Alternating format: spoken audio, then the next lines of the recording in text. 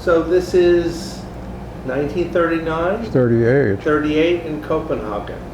And you get taken to concerts. Well, my mother, God bless her, you know, when Fats Waller was touring Scandinavia in the fall of 1938, and he was giving a series of concerts, including one afternoon one at a concert hall in Copenhagen, which still exists. It's called the Odd Fellows Hall. The Odd Fellows was some kind of, you know, 19th century club. Fraternal organization, yeah. I think. And she thought that she had read a review, I guess, of how entertaining Fats was, and that it might be something that would amuse me. I was not quite 9 years old then. So we went, and I saw this huge man coming out. I hadn't seen very many black people by then. There was one elderly woman in Copenhagen who lived in the same neighborhood. I used to see her in the street, but that didn't mean anything. So he came out, and I didn't know more than a few words of English then. You know, I couldn't understand what he was saying, but I could understand what he was doing, and he was transmitting a wonderfully enveloping good nature, and he, you know, he moved a lot, and there was that beat. He did a solo thing. I mean, he came on with a few Danish musicians. He did a number like Honeysuckle Rose or something, and then he sat down at the piano. He was wearing, at that point, he was wearing white tails, you know, and everything about him moved, including his eyebrows.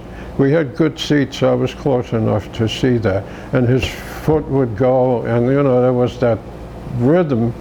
And I really responded to it in my childish way. And since I had a wind-up phonograph, and I liked to play records, some of which were remotely connected with jazz, some of the records that my mother had and so on. I wanted a Fats Waller record, and my mother, who went to concert with me, the one she liked best of what he did was Believe It, Beloved. So that was the first Fats Waller record that I got.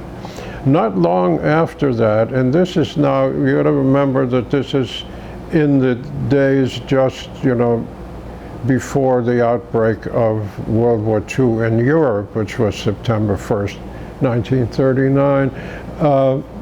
So the next thing I got to see of an American nature was the Mills Brothers. And the Mills Brothers I'd already heard on radio. You know, in the radio in Europe, there was quite a bit of recorded swing era music, because the swing era was really an international phenomenon. I mean, the Institute of Jazz Studies, we have a couple of issues of a magazine that came out in Batavia, on the island of Java, by young Harry Lem, you know, so it was all over the place. So I had heard them. They were very popular. Nobody remembers how popular the Mills Brothers were. As a African-American group, they were the first in many ways, the first to have a sponsored program on radio. They were on radio, like they were in movies. As you know, big broadcast thing where they do stuff. They recorded with Bing Crosby. They were big. So I knew about them already from having heard them, but they were a lot of fun, and I think the thing I remember best is their version of Tiger Rag, because it had, for a kid, it had an imitation tiger on it. This was already when the real brains behind it was the young John Mills, who died much too early, and by then his father had already taken over the bass part. So that was very entertaining, and I liked that a lot. And then the third thing was the Hot Club of the Quintet of the Hot Club of France. And I had started violin lessons, not very successfully, but my mother mainly, I think, took me because of Grappelli. And I like Grappelli well enough, but the thing that got to me, and I'm not saying that to show how perceptive I was, it was just to show what a presence he was Django. I mean, Django to me there as a kid was really the whole thing, because he sat in front, he sat in the center, you know, and they had the bass and the other guitars and Grappelli on the side. He was much more interesting looking than Grappelli. He looked like, you know, looked like what he was, you know. But there was Django, who also moved. He moved in a way like FATS did, that is to say, he moved rhythmically when he played. And his playing, it was so beautiful melodically, and it sounded like no other guitar that I'd ever, not that I'd heard that many, but the guitar was a fairly common instrument. You could see people in the street playing guitar for money, you know, just like you do here in Copenhagen. So he was somebody that struck me. And the first record I got, again, my mother had to go give me money to buy a record, was After You've Gone, which has a great Django solo after Freddie Taylor's vocal. And the other side is Oriental Shuffle, which I also like to just a very pretty melody. I wish somebody should adopt that, play it. Very pretty. Da da da da da boom ba ba ba da da da da da da. Very nice. Anyway, Django. I'm glad I got to see him. Both Django and FATS were long gone by the time I came to America. I would have been in a position to really appreciate them.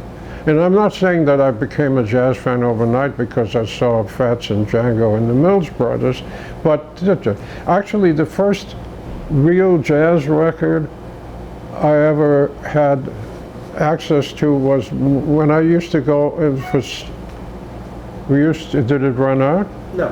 We used to spend summers in my grandmother's place in Germany. It was in Upper Bavaria near the Austrian border there. And my mother had 3 siblings. She was the eldest. There were 2 girls and 1 boy. Boy was the youngest. And there were records there for, you know, when they were young. They were still young, of course, but there were records that they had as teenagers. And I was really, must have been a beginning of my my future. I really liked to play the phonograph, and I liked record. And there were things there that I remember now. There was an Abe Lyman record of something like St. Louis Blues, which I hated because it was, and looking back on it, it's very corny, although there's a good trombonist on it. And then there was the Boswell sisters doing Crazy People, which was fun.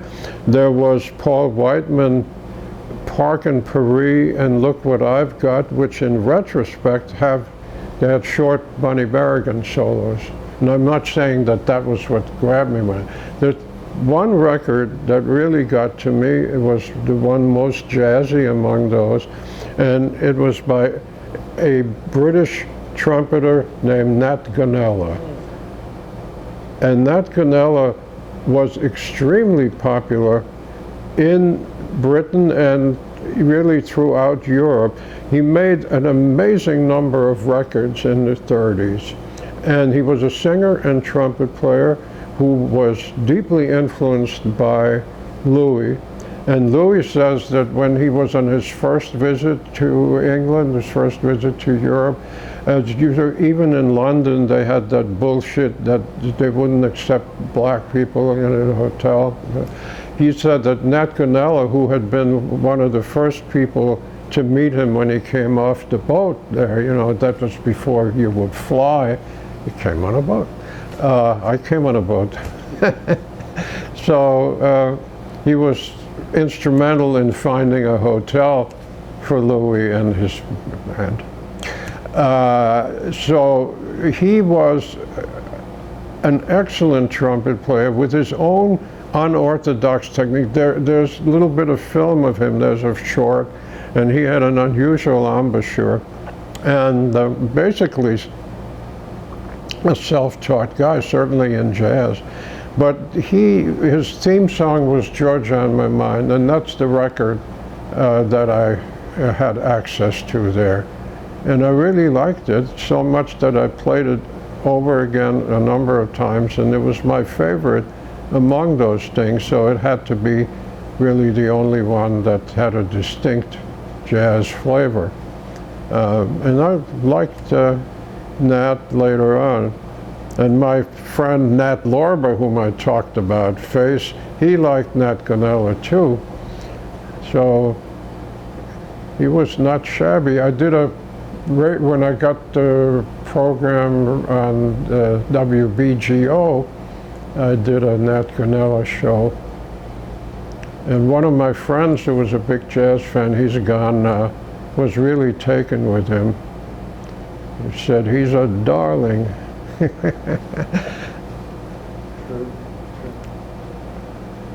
And you said